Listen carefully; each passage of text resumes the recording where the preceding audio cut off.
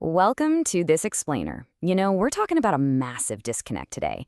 If you've tuned into the evening news lately, you've probably heard that the economy is, well, doing great. GDP is growing, unemployment is low, and on paper, everything looks perfectly fine. But if you're like most middle-class Americans, you're probably glancing at your bank account and thinking, okay, if the economy is so amazing, why am I so exhausted just trying to keep up? Today, we're going to bridge that massive gap between those rosy national headlines and your actual household reality. So why exactly does a quote-unquote good economy feel so incredibly bad? Honestly, this is the question defining our era. People are calling it a vibe session, this lingering feeling of financial dread even when the official stats look great. And I want to validate that feeling for you right now. You aren't crazy and you're definitely not alone. The financial exhaustion you're experiencing is very real. It's being driven by massive, systemic forces that, frankly, rarely get talked about in plain English. To break this all down, we're going to move through 4 quick steps today: the hidden crisis, 3 economic gut punches, the real-world consequences, and finally, actionable exits. Let's dive right into part 1, the hidden crisis. The official story points to solid GDP growth and low unemployment. Sounds great, right? But let's flip the coin and look at the household reality.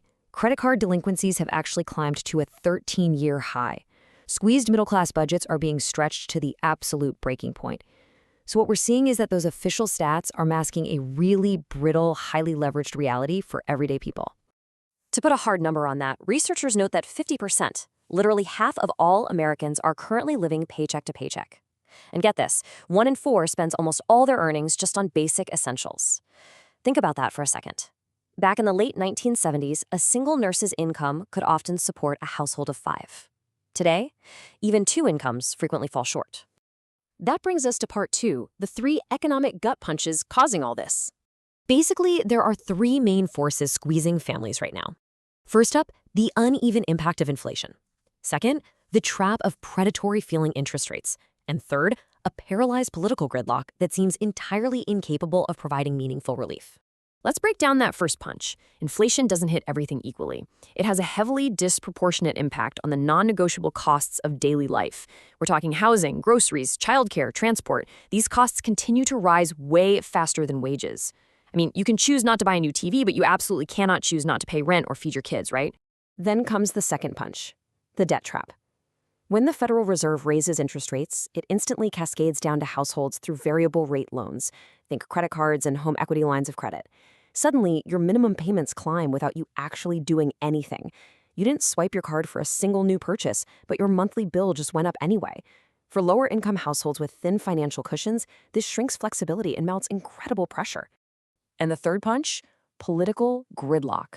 At a macro level, the U.S. government now spends more on interest payments for its national debt than it does on national defense. Let that sink in.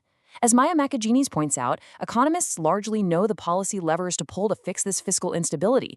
The problem is simply a lack of political will to make the hard choices, like cutting spending or raising taxes.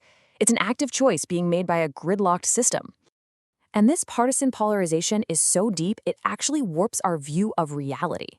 Recent research analyzing the 2024 election shows that partisanship heavily biases inflation expectations. Depending on their political alignment, Democrats reported expecting higher inflation under a Trump administration, while Republicans expected inflation to fall. When voters literally live in different economic realities based purely on their political media diets, it makes enacting unified, meaningful policy reforms almost impossible for central banks and lawmakers alike. Moving on to part 3, the real-world consequences of all this. These macro forces are forcing everyday Americans to abandon or significantly delay life's major milestones. It's the delayed American dream. Crushing student debt postpones homeownership and starting a family. High costs are leading people to skip necessary medical care. And as safety nets like Social Security edge closer to insolvency, delayed retirement is just becoming the norm. And the kicker, we're seeing this happen not just to lower-income families, but increasingly to those earning 6 figures. As the economist Hyman Minsky once warned, what appears to be stability is often just fragility in disguise. Families are running harder and harder just to stay in exactly the same place. It creates this deeply brittle dynamic. On the surface, things might look okay, but underneath, even one small shock, a medical bill, a surprise car repair, a sudden shift in work hours, can trigger a full-blown household crisis. Which leads us to part 4, actionable exits. How do we build resilience? Here is a rapid blueprint for financial resilience to help stabilize things. First, create a 30-minute must-pay budget for your bare essentials.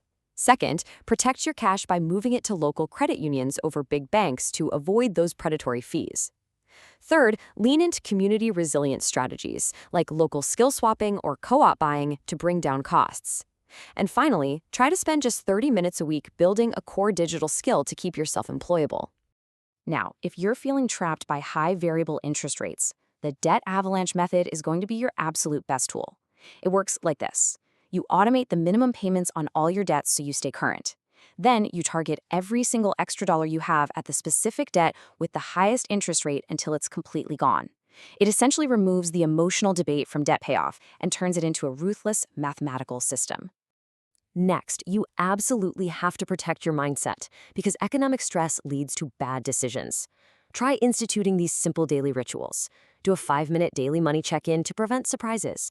Set a strict 20-minute weekly worry window to write down your anxieties and then just move on. Put a firm boundary on financial news so you aren't doom scrolling. And finally, enforce a mandatory 24-hour pause on all non-essential online carts. It's a fantastic way to kill impulsive spending. For those who do have a bit of savings, small financial literacy wins are crucial for protecting it from inflation. Experts point to assets that hold intrinsic value or adjust with inflation, things like TIPS, Series I savings bonds, or physical gold. Educating yourself on these hedges ensures your money doesn't quietly lose its purchasing power over time. So, what's the ultimate takeaway here? Honestly, we cannot wait for political gridlock to magically dissolve. True stability requires focusing on what we can actually control at the household level. It's all about building a solid three-legged stool: cash flow management, income stability, and ongoing skill building. I'll leave you with this final thought. Fragility is not destiny. Even if the broader economic system is skating on thin ice, you have the power to put your own household on solid ground. So I challenge you, if the system won't fix itself, what is the one small, steady step you will take today to protect your family? Thanks so much for joining us for this explainer, and we'll see you next time.